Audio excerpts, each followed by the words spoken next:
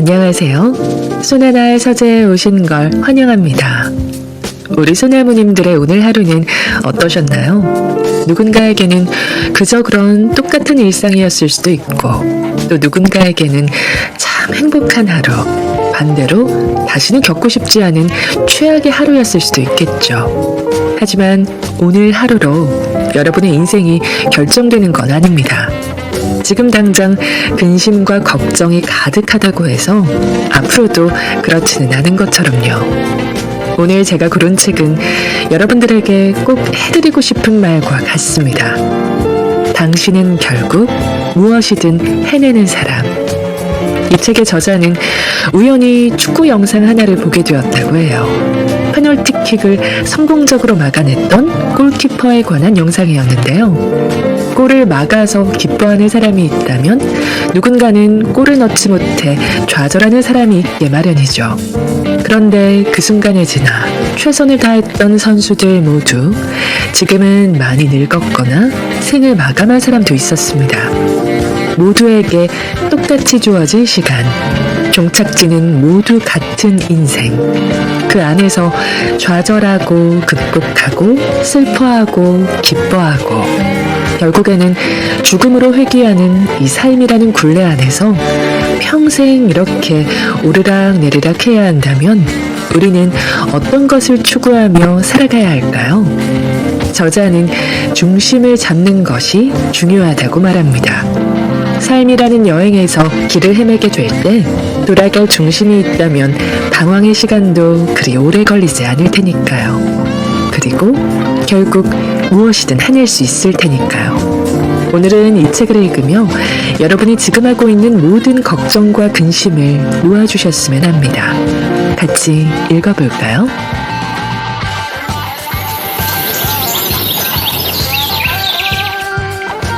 후회 없는 하루보다 만족할 수 있는 하루. 요즘에는 비교의 대상이 너무나 많아졌습니다. 당장 휴대폰을 들고 SNS에만 접속해봐도 행복해 보이는 사람들 뿐이니까요. 모두 다 나는 지금 행복해 하고 외치고 있는데 나만 세상에서 가장 비참하고 작아진 것만 같은 느낌이 들 때가 많습니다. 나도 유명한 맛집에 가서 맛있는 음식을 먹고 싶고 해외여행을 떠나 멋진 풍경을 보고 싶은데 지금 눈앞에 있는 문제를 해결하기에도 벅차다는 생각에 한숨만 쉬며 억울한 느낌이 들곤 합니다. 나는, 내 인생은 어쩌다가 이렇게 버거워진 것일까? 내겐 왜 행복한 일들이 없는 걸까? 라는 생각이 머릿속을 스쳐 지나갑니다. 하지만 내가 본 것은 점들에 불과합니다. 누군가의 행복한 순간을 찍어놓은 점 말이죠. 우리 인생을 놓고 보면 인생은 선과 같습니다. 길고 길게 이어지는 마라톤과 같은 선. 인생을 겪으며 어떤 선상 위에서 끊임없이 달려가고 있는 것인데 모든 점들이 행복하고 하이라이트일 수는 없을 것입니다.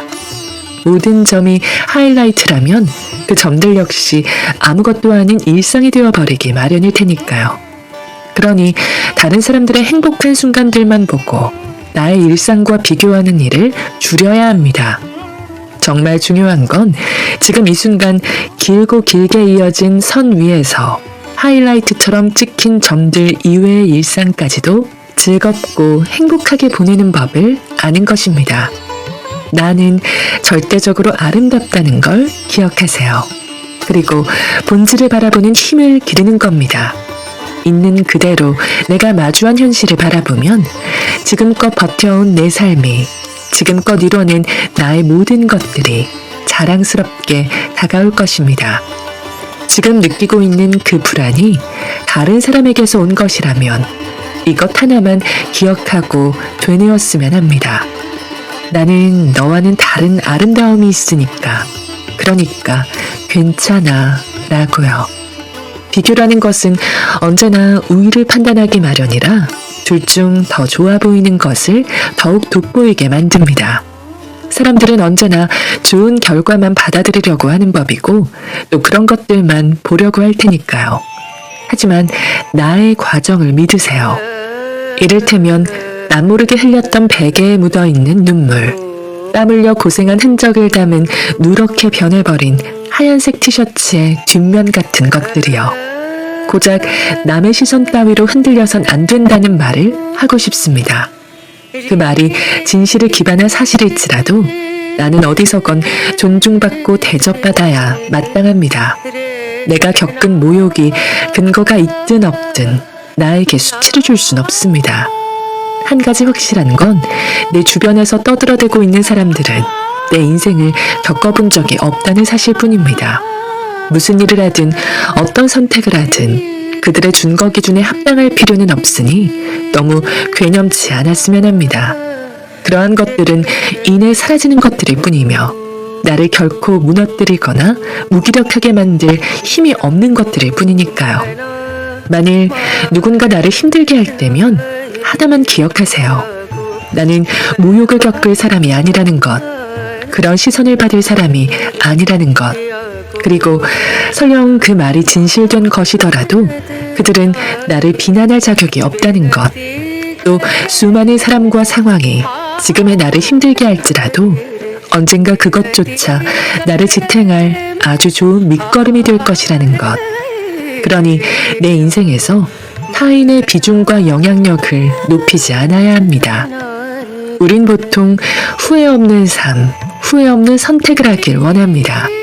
하지만 후회는 무엇보다 낫길 바라는 비교의 마음에서 나온 단어입니다. 후회의 정의 역시 그렇습니다. 이전의 잘못을 깨치고 뉘우침.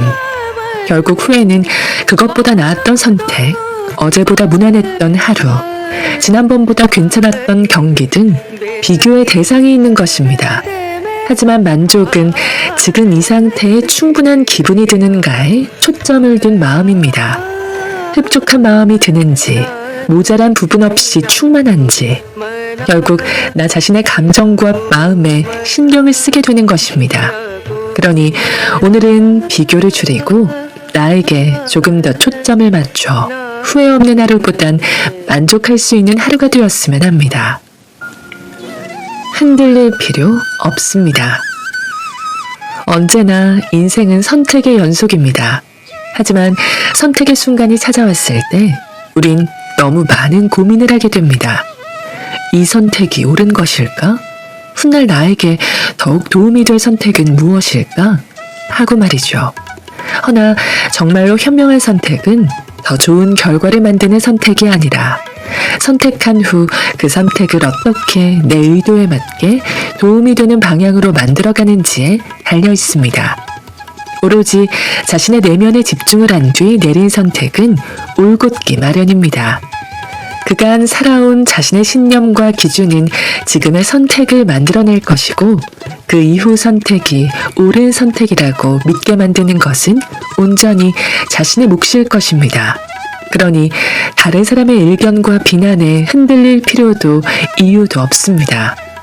흔들릴 필요가 없다는 사실을 깨닫는다면 자신이 선택할 수 있는 범위 내에서 보다 완벽하고 올바른 선택을 할 수 있습니다. 지금의 내가 존재하는 이유는 내가 내려온 결정들 덕분입니다. 지금의 내 모습은 내가 결정하고 선택한 것들과 내가 만난 사람들, 내가 소비해왔던 모든 것들의 결과물인 것입니다. 스포트라이트 효과라는 용어가 있습니다. 다른 사람들이 자신의 외모와 행동에 대해 실제로 자신이 생각하는 것보다 더 관심을 갖는 것 같고 주의를 기울일 것이라고 믿는 심리학적 용어인데 토마스 길로비치라는 심리학자가 이와 관련해 한 가지 실험을 했습니다. 한 실험 참가자에게 오래전 유행한 가수의 얼굴이 크게 들어가 있는 티셔츠를 입게 했고 다수의 다른 참가자들이 모여있는 방 안으로 들어가게끔 했습니다. 티셔츠를 입은 실험 참가자는 요즘에 유행하지 않는 시대가 지난 가수의 얼굴이 새겨진 티셔츠를 입었기 때문에 다른 참가자들이 자신을 이상하게 볼 것이라 생각했지만 실제로 티셔츠에 그려진 가수가 누구였는지 알아차리거나 티셔츠를 눈여겨본 사람은 실험자 중 10%도 되지 않았다고 합니다. 실험 결과는 역시나 우리 모두가 알고 있듯이 사람들은 타인에게 그리 많은 관심이 없다는 사실을 말해주고 있습니다. 어떻게 생각하시나요? 아직도 내 행동 하나하나에 많은 사람들이 관심을 갖고 있을 것이라 생각하시나요? 냉정히 말하자면 대부분의 사람들은 나에게 관심이 없습니다. 내가 무슨 옷을 입었는지, 무슨 헤어스타일을 했는지 전혀 관심이 없다는 말이죠. 그러니 다른 사람이 나를 어떻게 생각하는지에 대해 고민하는 것은 내 인생에서 어떤 도움도 되지 않습니다. 일일이 신경 쓰다 보면 또 하나하나 상처받다 보면 다른 사람의 시선을 신경 쓰는 일이 오히려 내 인생에 방해가 된다는 것을 깨닫게 될 것입니다. 인생을 살다 보면 누구나 완벽한 인생을 살고 싶다는 생각이 들기 마련입니다. 하지만 어디서 어떤 방식으로 살아가든 절대적인 적이 존재할 테지요. 이들은 내가 어떤 행동을 하더라도 미워하고 시기할 것입니다. 다른 사람의 시선으로부터 절대적으로 자유로울 수는 없겠지만 자신이 원하는 것과 하고 싶은 일이 명확하다면 어떠한 부정적인 시선에도 그래서 뭐? 라는 태도를 보여주세요. 결국 내 인생은 내 것입니다. 다른 사람에게 재단되고 휘둘리고 상처받을지라도 언제나 나는 계속해서 나와 함께 존재할 것입니다. 그러니 다른 사람의 기준과 잣대에 너무 많은 의미를 부여하지 않았으면 좋겠습니다. 애써 맞추며 살아갈 필요도 없을 뿐더러 그들의 기준과 잣대는 내 앞에선 전혀 의미 없는 것들이기 때문이죠. 다른 사람의 기대에 부응하지 않으며 관계에 얽매이거나 휘둘리지 않고 자신의 삶에 자신만의 고유한 의미를 부여하며 살아가 보는 것이죠. 어떠한 것도 나라는 고유명사에 다른 의미를 부여할 수 없습니다. 나를 꾸며줄 수많은 수식어가 있겠지만 저는 부디 당신이 당신만의 고유한 방식대로 인생을 꾸며가길 바랍니다. 그의 가을에는 벚꽃이 피었습니다. 나만의 속도로 걸어가라는 이야기에 좀처럼 공감하지 못하던 시절이 있었습니다. 도대체 그 속도는 언제 찾아오는지, 있기는 한 건지, 있다면 왜 나에게만 유독 느리게 오는 것인지 도통 알 수가 없었습니다. 제 속도로 걸어가라는 사람들을 보고서 느꼈던 것은 당신은 당신만의 속도를 이미 찾았으니 그런 여유로운 소리를 할 수 있는 거지 라는 생각마저 들었습니다. 부정과 불안의 칼날은 언제나 날카롭게 날이 서 있었고 그 칼은 세상을, 타인을 스치고 결국 나를 찔러 아프게 만들었습니다. 그러던 어느 날 길을 걷다 사무실 앞 보도블록 사이로 피어난 잡초 하나를 발견하였습니다. 너도 참 애쓴다 하는 마음으로 스쳐 지나갔고 하루 또 하루 그렇게 일주일이 지나갔습니다. 봄의 문턱으로 가는 길엔 겨울이 자주 심수를 부리곤 합니다. 그해 겨울은 심수를 심하게 부렸던 터라 하루 종일 비가 내렸습니다. 그 모양이 칫 하고 삐지는 것만 같았죠. 잡초는 비를 피할 길이 없었고 고스란히 쏟아지는 비를 맞았습니다. 그 모양이 마치 눈물을 흘리는 것만 같아 그게 안쓰러워 유독 그 잡초가 눈에 밟히더군요. 당시 봄이 올 무렵이어서 그런지 뉴스엔 꽃과 관련된 이야기들이 많았고 그중 봄을 알리는 대표적인 꽃인 벚꽃과 관련된 뉴스 기사가 눈을 사로잡았습니다. 하지만 기사를 보고 꽤나 의아했습니다. 봄을 대표하는 벚꽃이 봄이 한참 지난 9, 10월에도 가끔 만개를 한다는 이야기 때문이었죠. 명확한 이유는 아직 밝혀지진 않았지만 학자들이 추측한 가장 유력한 이유는 벚꽃이 헷갈려서 그랬다라는 거였습니다. 웃음이 나왔고 벚꽃이 조금 귀엽다는 생각을 했습니다. 벚꽃은 도대체 왜 헷갈렸을까요?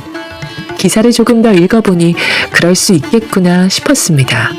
가을 벚꽃이 피어나는 현상은 주로 태풍이 연달아 일어났던 해에 발생한다고 합니다. 벚꽃은 보통 봄에 피어나 뜨거운 햇살과 태풍을 지나고 매섭도록 차가운 바람과 얼어붙을 만큼 추운 계절을 보냈을 때쯤 따뜻한 햇살이 느껴지면 그때가 되어서야 필 때가 되었다고 판단하고 개화를 준비한다고 합니다.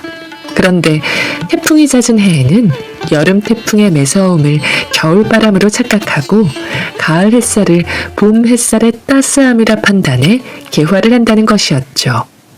벚꽃은 주변에 벚꽃이 핀다고 해서 덩달아 피는 게 아니었습니다. 수천만 번의 흔들림을 견디고 버텨냈으니 따스한 햇살이 비춘 것이라 스스로 판단하여 그제야 피어난 것이죠. 저는 잡초와 벚꽃을 보며 다시금 나만의 속도에 대해 생각했습니다. 무서움, 불안함, 두려움, 아픔. 어떤 잡초든 벚꽃이든 사람이든 외부 환경에 의해 흔들리는 순간이 찾아오기 마련입니다. 하지만 결국 흔들림 역시 끝은 나고 따스한 햇살이 비추는 때는 분명 올 것입니다. 우리가 아는 대부분의 불안감은 스스로 느낀 것이 아니라 주변으로부터 시작됩니다. 다른 사람보다 늦어서, 다른 사람만큼 못하는 것 같아서, 다른 사람들은 잘하는 것 같은데 와 같이 모든 중심과 초점이 타인에게 가 있으니 흔들리게 되는 것입니다. 잡초는 항상 그래왔습니다. 나 여기 있다고 뽐내거나 티내지 않고 어디서든 꿋꿋하게 자라냈습니다. 아무리 뽑히고 밟히고 흔들리고 맞아도 제 속도로. 어느 누가 가을에 핀 벚꽃이라고 해서 벚꽃이 아니라고 할 수 있을까요? 어느 누가 가을에 핀 벚꽃이라고 해서 예쁘지 않다고 할 수 있을까요? 벚꽃은 언제 피어도 벚꽃인 것처럼 내가 피어날 시기 역시 나에게만 맞추면 되는 거였고, 나는 흔들리고 아프고 불안해도 계속해서 나로 존재하면 되는 거였습니다. 나만의 속도는 그런 거였습니다. 나만의 속도로 걸어가라는 이야기에 공감하지 못했던, 마음이 여유롭지 못했던 이유는 내가 아니라 자꾸만 옆을 바라보았기 때문입니다. 옆을 보니 내가 느린 것만 같고 뒤처지는 것만 같다는 생각이 들었기 때문이었습니다. 벚꽃처럼 잡초처럼 꿋꿋한 사람이 되었으면 합니다. 타인이 아닌 스스로에게 초점을 맞추고 중심을 잡아가는 사람이 되었으면 합니다. 나만의 속도는 분명 존재합니다. 평생 흔들리고 불안하고 아픈 상황들이 찾아올 테지만 저는 믿고 있습니다. 나만의 속도로 간다면 그런 것쯤 별것 아니라는 걸. 한 발자국 뒤에 서서 바라보는 연습. 저는 많은 일들에 일희일비하곤 했습니다. SNS에 올리는 콘텐츠의 좋아요 숫자, 카페의 일일 매출, 책의 판매량과 순위 등 나를 둘러싸고 있는 모든 것들에 대해 잘 되면 기뻐하고 안 되면 크게 낙담하곤 했습니다. 좋은 결과가 있는 날에는 세상을 가진 듯 의기양양한 태도로 하루를 보냈고, 좋지 않은 결과를 마주한 날에는 모든 걸 잃은 듯 절망에 휩싸인 채로 하루를 보내기 일쑤였습니다. 누구나 그런 감정을 느끼는 것은 당연한 것 아니냐고 말할 수도 있겠지만, 스스로가 생각했을 때에도 정도가 심할 때가 많았습니다. 이를테면 일이 잘 풀린 날엔 기쁨에 젖어 고삐가 풀릴 정도로 술에 취하기도 하고, 일이 잘 안 풀린 날엔 마치 큰 죄를 지은 것처럼 자책과 실망감에 휩싸여 한 끼도 먹지 않을 때도 있을 정도라고 하면 얼마나 심했는지 설명이 되었을까요? 생각해보면 저는 학창시절부터 그랬습니다. 가고 싶었던 대학교에 진학하지 못하자 내 인생 전체가 꼬여버렸다는 생각을 했고, 평소 멋있고 존경하던 사람이 나를 미워한다는 말을 듣고는 스스로를 쓸모없고 못난 사람이라 자책하기도 했습니다. 군대에서 다리를 다쳐 휠체어를 타고 다녔을 때는 평생 못 걸을 것만 같아 두려웠고, 하루 400만 원씩 나오던 카페 매출이 10만 원밖에 나오지 않은 날에는 세상이 무너지는 것만 같았습니다. 또 15만 부가 팔린 내 책이 중고 서점에서 거래되는 것을 볼 때면 사람들에게 잊혀졌다는 생각이 들곤 했습니다. 그러다 1년이 넘게 준비한 프로젝트를 보기 좋게 말아먹은 날, 세차게 쏟아지는 비를 보면서 문득 이런 생각이 들었습니다. 지금 이 순간 아무리 많은 비가 쏟아진다고 해도 결국 비는 그칠 것이라는, 결국 비는 매일 오지 않는다는 것을, 비 오는 날도 수많은 인생 중 하루고 해가 뜨는 날도 수많은 인생 중 하루라는 것을, 결국 좋지 않은 일 역시도 어떤 식으로든 내 인생에 스며들 것입니다. 스며든 모든 일들은 내게 일종의 자양분이 되어 무럭무럭 자랄 환경을 만들어줄 걸음이 되고 높이 뛰어오를 수 있게 도와줄 트램펄린이 되어주기도 할 테지요. 때론 흉터가 되어 쳐다만 봐도 쓰라릴 때도 있겠지만 쓰라린 흉터를 보듬어 줄 수 있을 때 비로소 우리는 모든 것을 받아들일 수 있게 될 것입니다. 아프고 상처받는 것이 두려워질수록 누구나 피하려고 하지만 피하려 할수록 하나의 기쁜 일과 하나의 슬픈 일에 일희일비하게 되고 슬픈 것들을 더 크게 받아들이게 됩니다. 기쁜 게 하나 있으면 슬픈 것도 하나 있습니다. 그런 의미에서 나쁜 일이 생기더라도 비관하지 않는 태도가 중요합니다. 그 아무리 나쁜 일이더라도 내 인생에 어떤 식으로 녹아드는지는 이를 받아들이는 태도에 달려있기 때문입니다. 길게 보면 오르락 내리락 하는 일들 중 하나일 뿐입니다. 너무 화내지도 너무 슬퍼하지도 않는다면 결국 우리는 그 속에서 잔잔한 행복을 느낄 수 있습니다. 인생은 때때로 안 되고 때때로 잘 될 테니 그냥 오르락 내리락 하는 것일 뿐이니 일희일비하지 않아도 됩니다. 그저 한 발자국 뒤에 물러서서 바라보면 일희일비를 줄일 수 있습니다. 걱정을 대하는 방법처럼 일희일비의 순간으로 들어갈수록 조급하고 초조하고 불안해지기 마련입니다. 한 발자국 뒤로만 물러나 있어도 다가온 것들을 크게 받아들이지 않게 되고 마음속 여유를 찾을 수 있습니다. 저는 매일을 불안과 혼돈 속에 살아가고 있습니다. 모든 일이 그렇겠지만 제가 하고 있는 일 중 가장 책임감을 갖고 임하는 사업이 그렇습니다. 어떻게 될지 모르는 것에 전력 투구를 하기도 하고 매 순간 온갖 리스크를 끌어안고 일을 진행하기도 합니다. 이에 누군가는 그러다 사업이 망하면 어떻게 하려고 그래? 라고 묻기도 합니다. 저 역시 불안해질 때면 스스로에게 묻기도 하는 질문이지요. 하지만 사업이 망한다고 해서 제 인생이 망하는 건 아닙니다. 사업은 내가 하는 일, 내가 펼쳐놓은 것들 중 하나일 뿐일 테고 나의 일부가 없어진다고 해서 나라는 사람 자체가 없어지는 건 아니기 때문입니다. 잘 안 됐던 것엔 분명 이유가 있는데 일희일비하다 보면 자신이 어떤 실수를 했는지 어디부터 잘못됐는지 놓치기 마련입니다. 일희일비하는 감정 속에서 굴곡이 심해 중심을 잃기 때문인데 중심을 잃을수록 시선은 바깥으로 향하게 됩니다. 상황 때문에 그 사람 때문에 안 된 것이라며 잘못을 다른 쪽으로 돌리게 되는 것이지요. 하지만 앞서 말했듯 한 걸음 뒤에서 바라보게 되면 마음에 여유가 생기면서 불안과 초조함이 없어지고 그래, 그럴 수도 있지 라는 생각이 들면서 왜 그렇게 된 것일까? 하고 천천히 분석할 수 있게 됩니다. 지금 당장 일이 잘 안 풀려도 괜찮습니다. 이내 잘 풀릴 테니까요. 설령 그 일을 아예 망쳐버린다 하더라도 괜찮습니다. 그저 내 인생의 일부일 뿐이고 그로 인해 많은 것을 깨달았을 테니까요. 수십 년이 흐른 뒤 망쳐버린 일을 떠올렸을 때 여전히 낙심하고 있지만은 않게 해줄 테니까요. 오히려 그 일이 있었기에 지금의 내가 있을 수 있었다며 행복한 웃음을 짓고 있을 것입니다. 괜찮습니다. 누군가는 나를 비난하고 누군가는 나를 응원해주는 것처럼 인생 역시 때때로 안 되고 때때로 잘 됩니다. 내가 통제할 수 없는 범위에 놓인 것들에 일일이 마음 써봤자 달라질 건 없습니다. 그 안에서 내가 할 수 있는 일은 잘 되면 잘 되는 대로, 안 되면 안 되는 대로 받아들인 뒤 나에게 집중하고 다음을 준비하며 나아가는 것뿐입니다.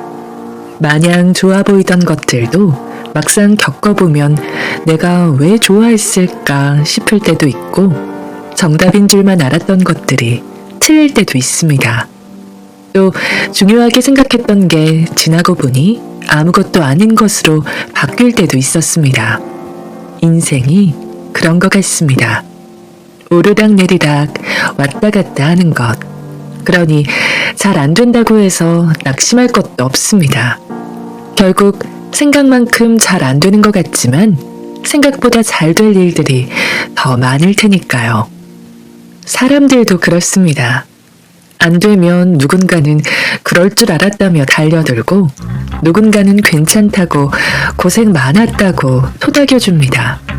잘 돼도 누군가는 운이 좋았을 뿐이라 치부하고 누군가는 그래서 어떻게 한 거냐며 박수를 건네곤 합니다. 모든 처음이라는 것에는 손가락질이 따라올 수밖에 없습니다. 손가락질은 안 되면 그것 보라며 거세질 것이고 잘 되면 하나 둘 퍼져 박수를 건네기도 할 테죠. 내가 걸어갈 모든 길은 나에게 있어서는 처음 가는 길입니다. 누군가 해봤다며 조언을 건네와도 그건 그 사람이 걸어갔던 길일 뿐이고 누군가 안 될 거라 비웃어도 그건 그 사람이 겪어왔던 것일 뿐입니다. 확신은 타인으로부터 나오는 것이 아닙니다. 타인으로부터 나오는 건 불안뿐입니다. 내가 걷는 길은 나만 알고 있고 나만 알 수 있습니다. 되고 싶다면 되고 하기 싫다면 바라지 않으면 됩니다. 사람들은 내가 잘 되어도 잘 안 되어도 그 이유를 나에게서 찾을 것입니다. 그러니 무엇이든 개의치 말고 나만의 생각과 방법으로 나아가면 됩니다. 결국 내가 겪어내고 버텨왔던 지난한 시간들이 나를 지탱해줄 힘이 될 테니까요. 그럼에도 불구하고 당신은 결국 무엇이든 해내는 사람입니다. 다 잘 될 것입니다. 그러니 당신을 믿으세요. 오늘 저와 함께한 시간 어떠셨나요? 편안한 시간이 되었길 바라며 또 들러주시길 기다리겠습니다.